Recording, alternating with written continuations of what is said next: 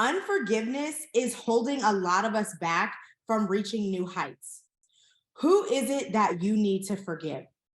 The most important person that may not have been on your radar is the person listening to the sound of my voice right now. The person that most of us need to forgive is ourselves. Forgiving ourselves for what we accepted, what we didn't know, and the experience that we lacked. Let's get into forgiveness and talk about 3 areas that I had to forgive myself in order to set myself free. First area is relationships.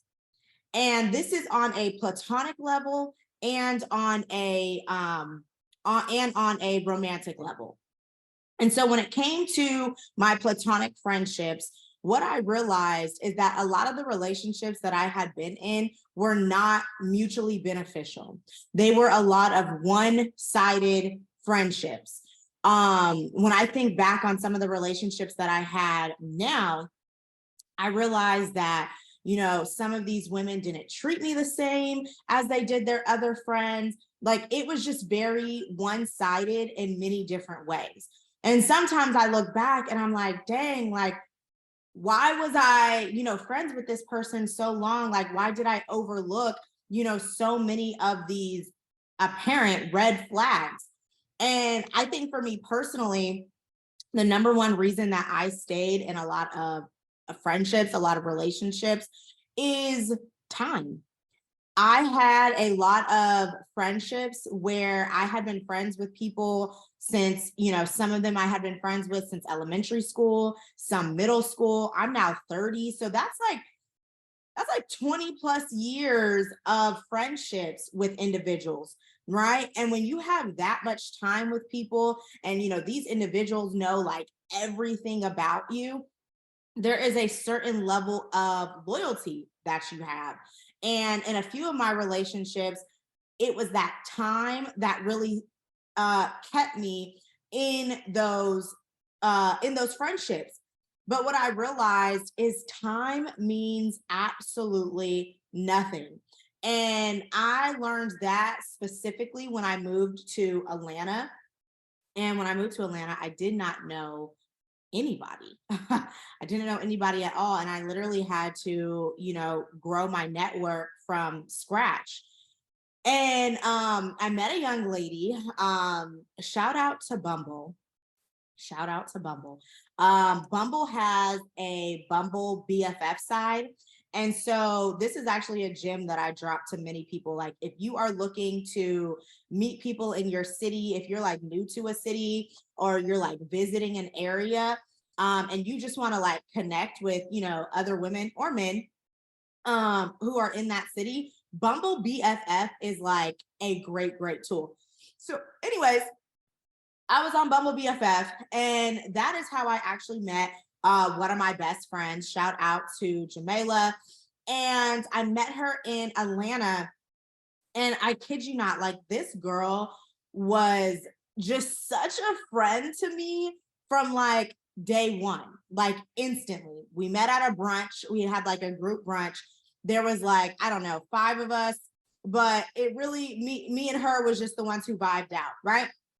And so from then on, like, she just showed me like what it actually meant to be like a real genuine friend, like somebody who actually cares about you, right? And so it had me questioning a lot of the relationships that I had because I was like, wow, I haven't experienced too many friendships like this one, right? And so some of the questions that I had to ask myself when it came to me deciding the type of platonic relationships that I wanted in my life is, are these individuals pouring into me, right? Because I also found myself in a lot of relationships where the topic of conversation were other people, right? Like, we participated in gossip like all the time. Like, we weren't really talking about goals. We weren't really talking about too much of anything. Like, there was just like, I think it was very toxic. And so you got to ask yourself the question, like, are your friends pouring into you? Here's a good one, a good question to ask. Are your friends asking, like, how you are genuinely doing. Like, do they even care about how you're really, really doing? Like, how, when somebody just says, "Oh, how are you?" Most people respond with like, "Oh, I'm fine." But then you have your real friends who are like, "No, tell me, how are you really doing? Like, I want to know like what's going on with you." Those are the type of people, those are the type of friends that you need in your life. Another thing to really ask yourself is, how do your friendships make you feel? How do your friendships make you feel? Because I was once in platonic friendships where I just felt, very belittled. I felt left out. Some of them made me feel super anxious.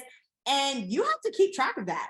You have to keep track, like, how are these individuals making you feel? And the people that you surround yourself with should make you feel good about yourself. And so if you do not feel good, like, if you're not at ease, if you're not at peace when you're around certain people, that is a telltale sign that maybe those individuals are not for you, right? And then again, thinking about like, what are your guys' topics of conversation? I realized for me, kind of like pre-entrepreneurship, a lot of the conversations that I had, like I said, we gossiped, we talked about, other people. But when I started shifting, when I started making a change, I realized that me and some of those friendships, we can no longer relate to one another. When I stopped engaging in, talking about other people, right? And I started, engaging into, other topics of conversation, I realized like some individuals weren't keeping up with those conversations. And so it felt like we didn't have anything to talk about if we weren't talking about other people, because they weren't interested in anything else, right? And so those are just some things to think about. But ultimately, I look back on some of my relationships, and ultimately the people who I decided to, not be in connection with anymore, they really were just draining. They were draining to be around, and my cup really was not getting poured into. It was like every time I was around them, it was getting emptied. So again, just like pay super good close attention to how individuals are making you feel. So those are platonic relationships. Now, I had to also forgive myself for how I acted in romantic relationships. One of the main things that I needed to forgive myself for was staying in romantic relationships longer than I should have, right? Relationships should help you grow. Relationships should bring you peace. They should bring you joy. They should bring you ease. They should make you feel good, right? In the last relationship that I was in, I felt small. I was no longer like this confident, sure person. I felt like I had to shrink myself all the time. I was just very unsure, and I didn't feel good, like, at all. I rarely felt good when I was with this person. And I'm not gonna lie, it took me a very long time to leave. I was with this person for almost 5 years. And after I was with this person, it had me thinking, right? And I had time to ask myself questions like, number one, why did I let this person treat me like this? Right? Why did I think that I deserved like that type of treatment? Why did I ignore red flags? Why did I stay so long? Right? And then I really had to ask myself, what daddy issues did I personally have? And I'm not gonna lie. So I come from a family of divorce. My parents got divorced when I was 8 years old, right? And so I feel like, I mean, in the hindsight, like, I feel like I handled it very well. But I grew up thinking that I did not have daddy issues, because how I saw daddy issues manifested into other women, I couldn't relate to some of those things. However, now kind of being more self-aware and, being able to kind of just read into certain situations that I put myself into, I've realized that my daddy issues have just manifested into different ways, right? Like, number one, why do I have a problem with being alone? And that was like the main issue that I experienced with my last relationship. I had, been in relationships since I was 16, right? From like 16 to 26, I was either dealing with somebody or in a long-term relationship. And so that's not the typical daddy issues that I saw in other people, but that is absolutely a stem of that, right? And then ultimately, I had to acknowledge the role that I played, in that relationship too, like me staying.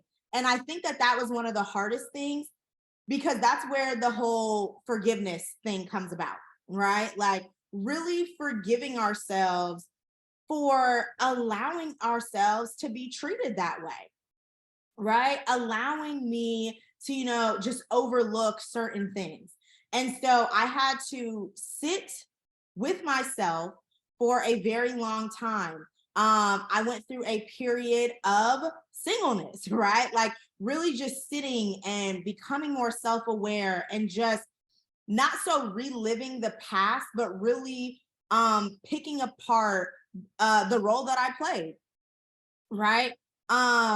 Another area in relationships is that I had to forgive myself for making life decisions based on other people and not so much on what I wanted, right? I'm gonna share something with y'all that literally only two people in this world know, right? But I told y'all we're gonna get real, uncut, okay?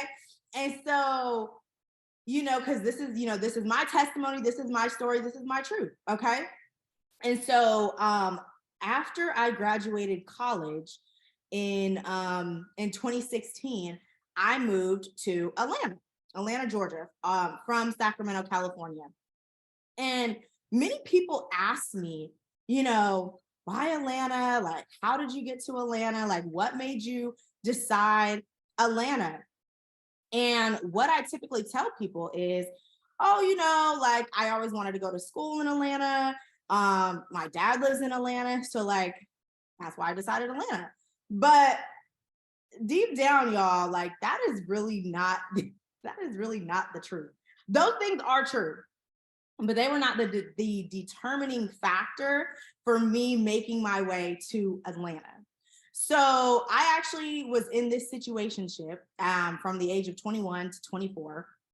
And this gentleman lived in Louisiana. I lived in Cali. And y'all, I kid you not, I swear to you, I thought me and this man were going to get married, right? And so at 24, just graduated Sac State, 2 months before I graduated. So like April-ish, I made the decision. I was like, you know what?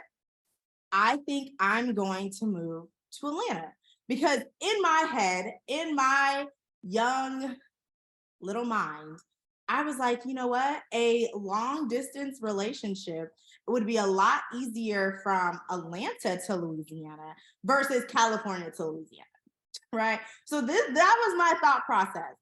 And wow, I remember telling my mom literally 2 months before I graduated that I had this grand scheme to move to Atlanta. And I mean, homegirl was devastated. Like, she didn't talk to me for like 72 hours. Like, she was super sad. I like literally just sprung it on her, right? That I wanted to move. And so, as any good mother does, she starts to help me. So I started making all these plans. I'm like, applying to jobs out there. I'm applying to apartments. I'm calling, U-Hauls, like all the things. Like, I was like, okay, I'm really about to do this. And so I graduated. Homeboy was supposed to come to my graduation. Didn't, right? 3 days after I graduated, I get a phone call with him. basically just cutting ties with me, right? We always said, hey, look, like if we ever meet somebody in our city, like let's just be honest upfront with one another that we're just gonna break ties.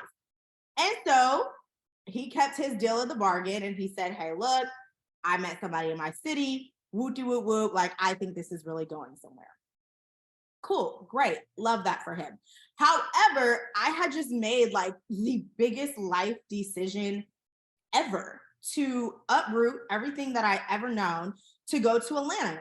And so at this point, me being me, like this is my just young, confident self, just thinking I can just take on the world. I was like, damn, I just literally made just this life decision to move across the world without my mom, right? And so, that was a whole thing. But I was like, what am I going to do now though? And so I literally had no choice but to move. And so here's the thing. I had one or two options though. I really did. I literally could have told my mom, like, hey, I actually changed my mind. I don't want to move. But I felt like I had put her through so much stress. And she was just helping me and being just like the best mom ever, where I was just like, I can't tell her no now. Like I can't tell her that, I'm not going anymore. Right. And so I made the decision to still move. And so I basically had to make lemonade out of lemons. I literally did not want to move to Atlanta at all. And I actually went through like this deep, deep depression in Atlanta because I literally did not know anybody. Like it sucked. That's a whole nother thing that we can get into another time. But I had to forgive myself for that whole situation.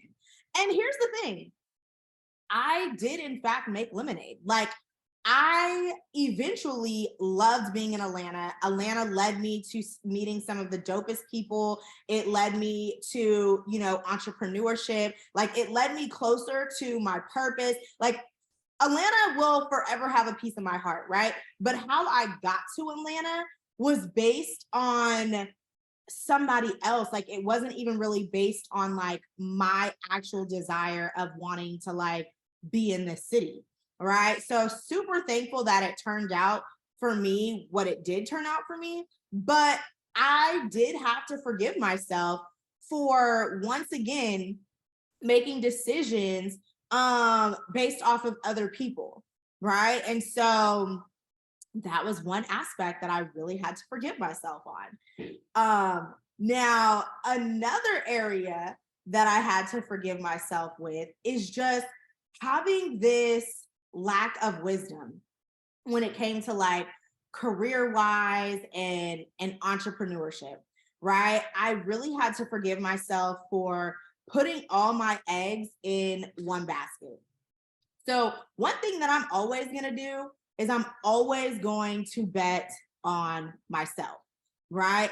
However, when I was in Atlanta, I got introduced to entrepreneurship, got introduced to the network marketing industry, literally fell in love with this industry. However, there are some regrets that I have just with that whole experience with entrepreneurship. For one, I got into this industry at like 24, right? I was super impressionable at that time. And I literally gave my all to this business, right? I literally gave my all to this business. And ultimately, I came to terms with, ultimately, I put all my eggs into this basket. And I realized over years that my identity became attached to this business. And so 5 years post business, it made things feel it was very hard for me to like let this business go because I felt like I was attached to this business. So when I wanted to move into like different ventures and go to other areas, I felt extremely lost. I had like this identity crisis. And I just really started to have a moment of regret where it was like, damn, I literally spent so much time, mastering and really building one thing when I should have diversified just a little bit. And so I had to forgive myself for that, right? I had to forgive myself just for that lack of wisdom and not knowing. Also getting caught up in the culture, right? Listening to the culture, listening to, other people around me, listening to social media when it came to entrepreneurship and this whole persona where you have to be a full-time entrepreneur. If you are an entrepreneur, like you can't run a business full-time and work full-time. Like those two things can't happen at the same time. And I really got caught up in just uh just trying to live in this persona, if you will. Like I'm super, super thankful for my mom. Like, I was able to leave my job and I was literally able to just focus on my business. And I love that for me. Right. I love that I was able to walk into entrepreneurship. It allowed me to create some amazing programs, some amazing experience because I was allotted this time. Right. However, in that same realm though, I just feel like I could have stayed at my job a lot longer. Right? I could have stayed at my job a lot longer. But like I said, I'm super grateful. I've been able to create some amazing things like, Galentine's Day. I have the Black Women Need to Normalize Conference.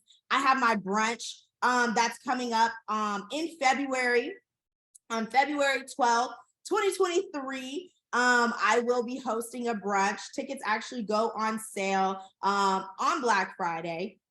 And I'm super excited for this brunch because it's for professionals, creatives, entrepreneurs, individuals who are looking to prioritize their visibility in this next season, people who want to increase their brand awareness, and those who think that for them to do that, that they have to be on somebody else's stage, right? But I'm here to tell you in 2023 and beyond, you need to get comfortable with creating your own stages, right? So I'm super excited about the brunch. Like I said, tickets will be going on sale on Black Friday. And so not only will you get a ticket, but anybody who purchases on Black Friday will actually get bundled with my visibility vault, 30 days of actionable items for you to grow your visibility in the market. So yes, love that. Now, although, like I was saying, that I am super grateful about, entrepreneurship and being able to find myself, here I am now at 30, and I'm wanting to, make different investments, larger investments into like real estate and just different opportunities. But now it's taking me longer than I would have liked because I left my job so prematurely. And this is just something that I have had to forgive myself for because look, you don't know what you don't know. Like you really don't. Right. And so I've had to come to terms with like, hey, this is my journey. This is my story. And we just gonna make it work with what we got. Right. And so another area that I had to forgive myself is money mistakes that I've made.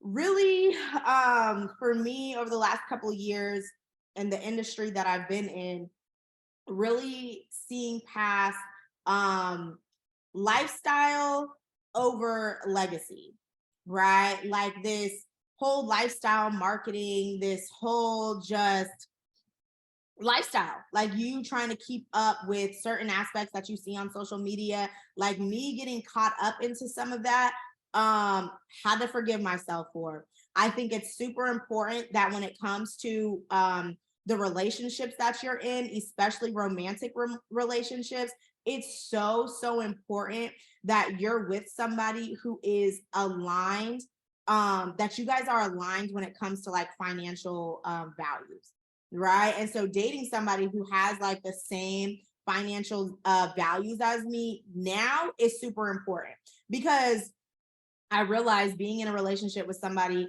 who we clashed when it came to financial values. It just didn't leave a good situation for me, right? And one thing that I've realized too, and just like different people that I have dated, like I think it's super important to date somebody who is from the same economic background as you, right? And I say that because if you guys are from different economic values, you guys are going to have different relationships with money. And everybody, no matter what economic background they have, they're going to have different um, relationships with money. It's going to change from person to person. But what I have realized, and from my experience, is that if you date somebody who may be outside of your economic background, typically, especially lower, they tend to think out of survival. And it's really not even the relationship, it's really the mindset that's attached to the relationship. Because a lot of people will just have this survival mentality, right? And so again, it can just clash. And if you're just not in alignment with the person that you're with when it comes to finances, you can just find yourself in a slew of unnecessary, like financial experiences that you should have never found yourself in to begin with, right? So that's what I'll say on that. Make sure that you are aligned with your romantic partner when it comes to financial values, right? And so those are the areas, like for me, the main areas that when I think on, like, yeah, those are the areas that I had to really sit with myself, accept it, and then move past it, so I could free myself. Because I don't know if anybody else is like an overthinker, but I am a very big overthinker. And certain things that I have discussed today, I mean, I would just sit there and like soak in and just wish that I had a rewind button. But at the end of the day, you guys, there is no rewind button on life. Like, what's done is done. It's happened. There is no rewinding. There is no take backs. Like, it just is what it is. And it's this acceptance, I think, that is so hard for people sometimes. But I'm telling you, once you accept, right? Once you accept, once you acknowledge what has happened to you, the role that you've played, you can then begin to let it go.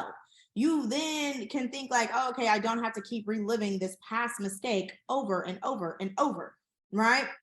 And so some things to keep in mind as you are forgiving yourself. Number one, stop living in the past, right? Like, stop replaying these hurtful experiences over and over. Stop, like, wishing and wishing you did this and wishing you would have done that. Like, you didn't. It's okay. And now we got to focus on moving forward. Stop punishing yourself. I think a lot of times we will say like, again, we're living in the past, and because the outcome wasn't what we expected or what we wanted, or it backfired, now we just feel like we deserve the worst of the worst. So we begin punishing ourselves because, something didn't go our way, or because, we may have hurt somebody in the process. Now we think we just deserve less than, right? Y'all, if God can forgive us, we can forgive ourselves. Give yourself grace. I think that this one is a huge one. And once I started to give myself grace, things just became a lot easier. I will forever recommend this sermon series. Michael Todd from Transformation Church, his forgiveness series literally just played such a major role in my healing. I'm telling you, this series is like, I don't know, 14, 16 weeks long. So like 16 sermons. But I'm telling you, if you listen to this series, you will be released, right? You will be released from the prison that you have yourself in, that you've locked yourself in because you refuse to forgive yourself, right? So give yourself grace. Another thing is just showing yourself gratitude. Think about the fact that you're actually sitting here listening to the sound of my voice right now. That means you, the past you, got you right here. Show gratitude. Thank you for, overcoming all of those obstacles, for getting through all those dark moments, for just, all the transition periods that you've had. You literally got yourself through all of that, right? And so show yourself gratitude, and then love on yourself, right? I can't remember if I saw this on TikTok or a meme. I really don't know where to credit this, right? But to heal the little girl inside of you, the little boy inside of you, you have to continue to love on yourself.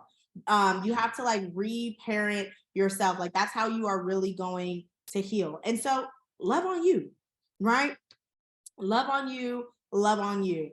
But y'all, those are the 3 areas that I personally have had to forgive myself. Think about it. Take some time for yourself and think about the different areas that you need to forgive yourself on, right? Remember, we literally have the power to create our dream life. The past is the past. It can't be undone, but the future is unwritten. So use the energy, use all that built up energy that you have to speak life and to manifest the life that you do want.